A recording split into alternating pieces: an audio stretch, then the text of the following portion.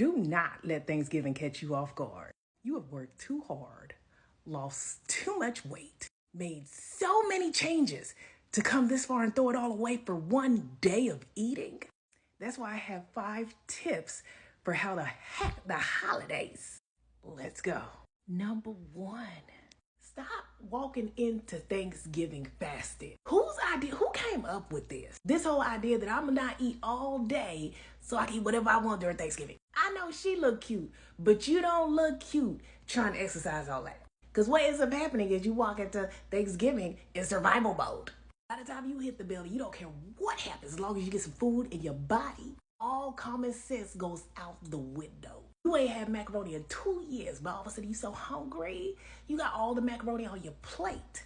Do not, and I mean do not, go into Thanksgiving fasted. Especially if you know you don't fast. You ain't fooling nobody, and you definitely not fooling your stomach. So cut it out and eat something.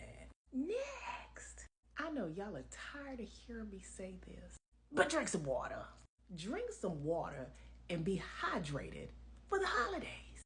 I always say a lot of times when you think you're hungry, you're actually thirsty. Have you ever eaten a big meal, then sat down and drank a glass of water and realized that you extra full? I mean, you so full you can barely breathe. You sitting here huffing and puffing like, ooh. Yeah, you could have started with that.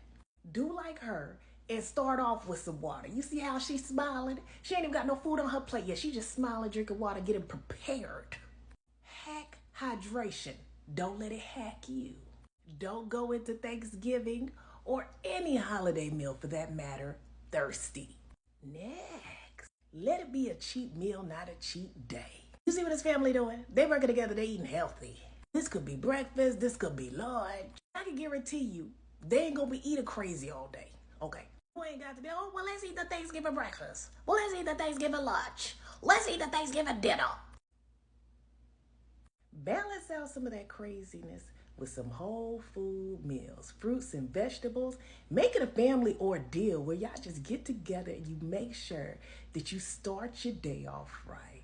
Sometimes when you start your day off with these energized foods, by the time you get to all that greasy mess, because you can't control what other people cooking in their kitchen and they bring it out to you. By the time you get to the crazy stuff, you're not even that hungry, you satisfied.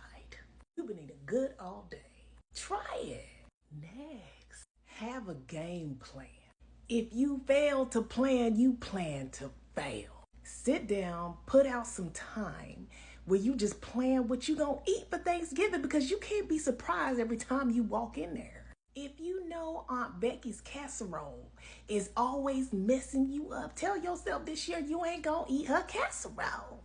Have some non-negotiables. Like, no, it don't matter how good that pie look, I'm only having 1 slice. I'm making the greens this year, and they ain't gonna be full of salt and ham. I know she didn't make that spaghetti anyways. It came out of a box. I'm gonna bring my own food. You got it. Now that's what I call planning in advance. However it worked for you.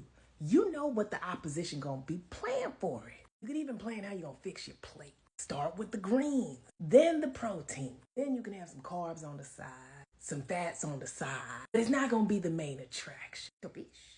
Next, portion and pace. Portion and pace. A lot of times you go into that Thanksgiving meal, you just pack your plate up. You just eating with your eyes, you loading it on top. Then you get halfway through your plate and you realize you're probably kind of a little full, but now you're committed.